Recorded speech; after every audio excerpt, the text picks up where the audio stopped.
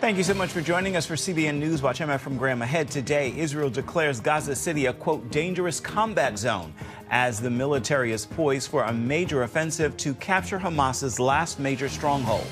3 major European nations getting ready to again impose sanctions on Iran over its nuclear violations. Here at home, what we're learning now about that deadly shooting at the Annunciation Catholic School in Minneapolis, including how the shooter wanted to specifically target children. A leading U.S. senator calling for an investigation into the Council on American-Islamic Relations for alleged ties to terrorism. And a unique partnership between CBN's Operation Blessing and Regent University to help victims of natural disasters. All those stories and more right now on CBN NewsWatch. This is CBN NewsWatch. It is Friday, August 29th. I want to begin this half hour in Israel, where the military has declared Gaza City a, quote, dangerous combat zone, and it will no longer stop the fighting during the day to allow aid into the area. The news comes as the military also announced the recovery of 2 hostages' bodies inside Gaza. And France, the United Kingdom, and Germany are preparing to reimpose sanctions on Iran because of its nuclear violations. Chris Mitchell brings us the story now, reporting on these developments from Jerusalem.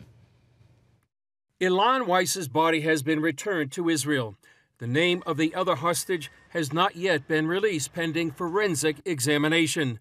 Weiss served as the deputy head of the emergency response team in Kibbutz Be'eri and kidnapped on October 7th. As the IDF continues its assault on the Hamas stronghold in Gaza City, it announced it's suspending midday tactical pauses for humanitarian aid there, calling it a dangerous combat zone. The pauses will continue in other parts of Gaza. On the international front, France, the UK, and Germany began a process on Thursday to reimpose snapback sanctions on Iran because of its nuclear violations. The 3 countries accuse Iran of violating the 2015 nuclear deal. The move starts a 30-day period of negotiations before the sanctions begin, which would affect banking, travel, arms sales, and Iran's ballistic missile program. Iran said it's ready to resume fair negotiations, but also threatened to retaliate. We have told them if this happens, the pathway we have opened with the IAEA will be completely affected and will likely be stopped. The announcement dropped Iran's currency to a near-record low. The rising dollar rate is having a serious impact on our lives as young people. Given the current state of the job market and overall livelihoods, our hopes have taken a hit. U.S. Secretary of State Marco Rubio backed the move and urged Iran to resolve the issue. In Yemen, media reports indicate that an Israeli strike on Thursday killed the Houthis' Prime Minister. A separate attack reportedly targeted at least 10 senior Houthi ministers. The Israeli operation follows weeks of ballistic missile attacks by the Houthis that sent millions of Israelis to bomb shelters. In Jerusalem, U.S. Senator Lindsey Graham met with Israeli Prime Minister Benjamin Netanyahu and the head of the World Food Program, Cindy McCain. There was an honest exchange between the World Food Program and COVAC and the IDF about what we can do together to improve delivery of food that goes to the Palestinian people, not to Hamas. As to the idea that Israel has tried to starve the people in Gaza as a tool of war, I firmly and completely reject that. The IDF announced the construction of more distribution centers inside Gaza. This is just a part of the humanitarian effort the IDF and Israel are doing in the Gaza Strip. Airdrops, trucks going into different parts of Gaza, and distribution centers. We have said multiple times, there's no limit on the amount of aid that can go into Gaza. And Chris Mitchell joins us now to continue our coverage. So, Chris, Israel has declared Gaza City a, quote, dangerous combat zone. What exactly does that mean? Well, Efrem, it seems to mean that invasion may be imminent. They're not only declaring a dangerous combat zone, but they're telling people in Gaza to leave by various means. They can do that by phone, by text messages, and especially by these leaflets that they're sending out, telling people where to leave and where to go to. Right now, they're preparing humanitarian aid zones south of Gaza City so people can find a safe haven in the midst of an imminent invasion. It is becoming more dangerous. So the IDF is doing all this to try to protect civilians and trying to minimize putting their own IDF soldiers at risk as well. How does that impact the aid situation in Gaza? Well, what it does temporarily, at least, lifting the special protection to humanitarian groups, it stops these daily pauses for humanitarian aid, all because this is becoming much more of a dangerous area. It's become a war zone, a combat zone. So they're doing this in order to make sure that they can advance the aims of the military operation, while, as I said, trying to get the civilians out of harm's way. Hamas, on the other side, is actually trying to keep those civilians in harm's way so they can use those as human shields. It seems to be exactly the play right now is happening. Israel wants these people to leave. Hamas is wanting them to stay. In the meantime, they're trying to do whatever they can in different parts of Gaza to make sure that they provide humanitarian aid. We have a story today on the Gaza Humanitarian Foundation that's doing just that. Any idea of when an Israeli invasion of Gaza City might begin or what that might look like? Well, it seems to be soon. As I said, they're setting up humanitarian sites south of Gaza City. Right now, they're also calling up reserve units in the IDF that will go into effect in just a few days, September 1st, we believe. It looks like the operation is going to be slow. It's going to be methodical, but it's going to be powerful. They expect to meet stiff resistance from Hamas.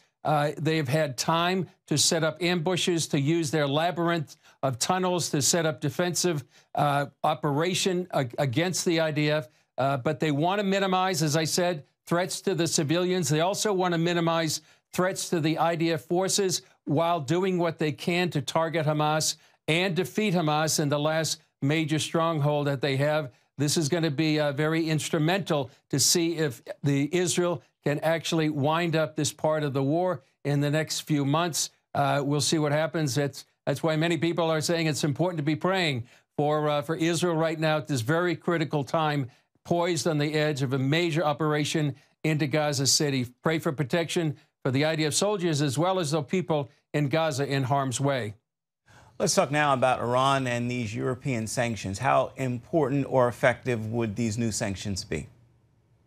Well, they could be potentially economically catastrophic to Iran right now. To give you an idea of how far the currency has fallen, as we said in our report, about 10 years ago, there was 32,000 or so rial, the Iranian currency, to $1. Now, 10 years later, it's about 1 million rial to about $1. So the inflation rate is astronomical. That's why it's so harsh on the Iranian people right now.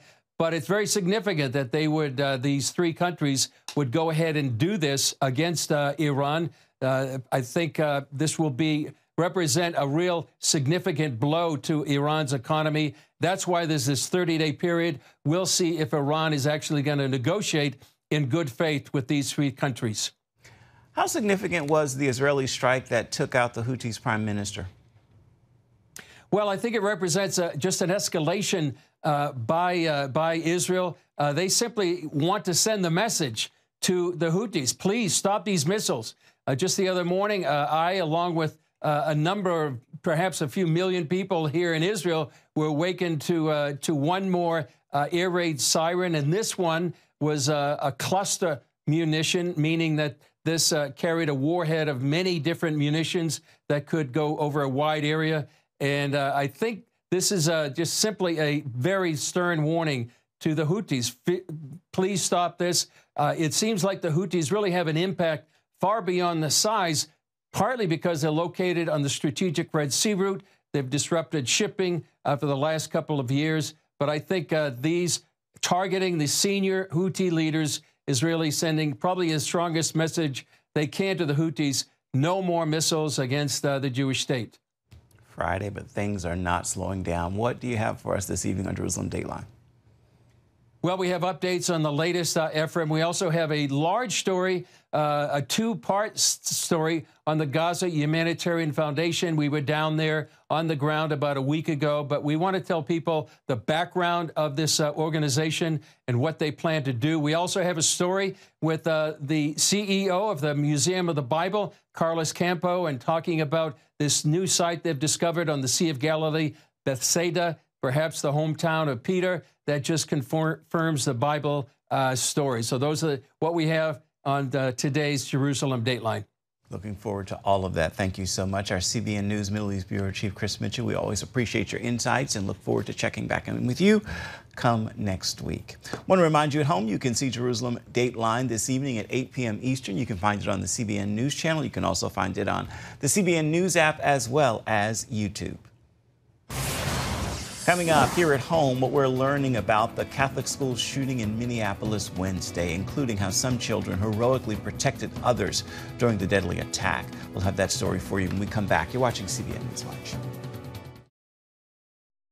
Investigators are still searching for a motive in the Minneapolis school shooting. 2 children at Annunciation Catholic School died and 18 other people were injured when a shooter fired shots into the morning mass. More information is coming to light about who these children were and how they will be remembered. At the same time, we are learning more about the shooter who launched this deadly attack. CBN's Jenna Browder has the details. Police are still working to learn why this shooting happened. 18 injured, most of them children, and 2 died. 8-year-old Fletcher Merkel's dad shared how friends and family will remember his son. Fletcher loved his family, friends, fishing, cooking, and any sport that he was allowed to play. The family of Harper Moisky is also grieving, releasing this statement. Harper was a bright, joyful, and deeply loved 10-year-old whose laughter, kindness, and spirit touched everyone who knew her. Investigators found 116 rifle rounds from the school parish and 3 shotgun shells. They say the shooter had 3 weapons and died by suicide. Officials describe acts of heroism inside the church as children sought to protect each other. We had one kid that covered up another kid and took a shotgun blast to his back and things like that, and they were helping each other out. One pediatric nurse rushed to her hospital, not aware that her own daughter was a victim. The girl is now recovering from surgery. The suspect is 23-year-old Robin Westman, born Robert Westman, a former student at the school.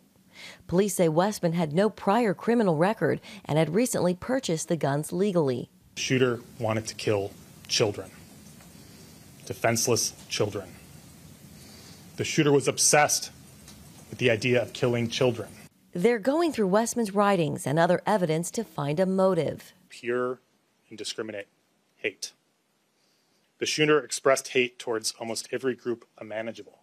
There appears to be only one group that the shooter didn't hate. One group of people who the shooter admired. The group were the school shooters and mass murderers that are notorious in this country. Meanwhile, some are criticizing Minnesota Governor Tim Walz for failing to act on concerns that were brought to him in 2023. A resurfaced letter shows the Minnesota Catholic Conference expressing an urgent need for better security at Catholic and other private schools. And Minneapolis police say they've stepped up patrols at Annunciation Catholic School, and there are plans to expand patrols at all schools in the coming weeks. Jenna Browder, CBN News. Still ahead, a prominent senator calling for an investigation of the Council on American-Islamic Relations over alleged ties to terrorism. We're going to bring you the story. It's coming up right after this.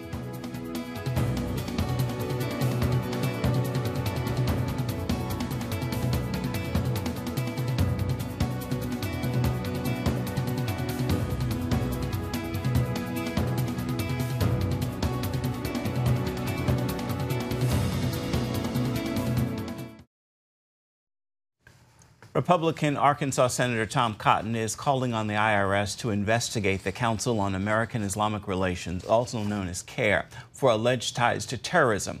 Cotton says CARE, which calls itself a civil rights organization, should be stripped of its tax-exempt status. CARE calls his claims baseless. CBN's Dale Hurd is on the story. In a letter to IRS Commissioner Billy Long, Senator Tom Cotton maintains that CARE does not deserve a 501c3 tax-exempt status because of what he called long-standing evidence connecting it to terrorism. One of the organization's biggest critics, Muslim terrorism expert Robert Spencer, agrees. Finally, this is something that should have been done many years ago. This is an organization that very much needs to be exposed, investigated, and shut down. Founded in 1994 as a Muslim advocacy firm, CARE's alleged ties to terror organizations have been investigated for decades. The U.S. government listed it as an unindicted co-conspirator in the 2008 conviction of the Holy Land Foundation for providing Hamas millions of dollars. In 2004, CARE sued Navy veteran Andrew Whitehead for defamation after he posted online that CARE is a terrorist-supporting front organization. CARE is an organization founded by Hamas supporters which seeks to overthrow the constitutional government of the United States and replace it with an Islamist theocracy. And CARE has proven links to and was founded by Islamic terrorists. Ultimately, CARE settled out of court and the statements were allowed to remain online. Attorney Reed Rubenstein represented Whitehead. They decided these statements were no longer either false or defamatory. CARE was founded by Nihad Awad and Omar Ahmed out of the Islamic Association for Palestine, which ultimately was shut down for being a Hamas front. CARE founder Ahmad was quoted in a 1998 news article as saying that Islam isn't in America to be equal to any other faith, but to become dominant. The Quran should be the highest authority in America. After the October 7th Hamas massacre, this video showed CARE National Executive Director Nihad Awad saying he was happy to see Palestinians breaking the siege and throwing down the shackles of their own land. Awad's comments caused the Biden White House to cut ties with the group. They have gained so much influence, power, and access in the American government that I think Nihad Awad figured he was untouchable. He could say whatever he wanted. He didn't have to worry about any backlash. We asked CARE about Awad's statement, and they replied, "We specifically condemned attacks on civilians on October 7th, just as we condemned the ongoing genocide in Gaza." As for Cotton's letter to the IRS, CARE told us, Tom Cotton's demand that the IRS baselessly target one of America's largest Muslim nonprofit organizations for the benefit of the Israeli government is an un-American political stunt that sets a dangerous precedent for nonprofits of all faiths. Spencer believes the last thing CARE wants is for the IRS to look into its funding. If I think the full story of CARE's funding were told, we would see some surprises in terms of perhaps funding from foreign governments, any number of things. CARE says only a small and negligible percentage of donations come from foreign sources. Dale Hurd, CBN News. Coming up, students from Regent University team up with CBN's Operation Blessing for a unique partnership, an annual service project to help those in need in times of crisis. We got the story for you when we come back.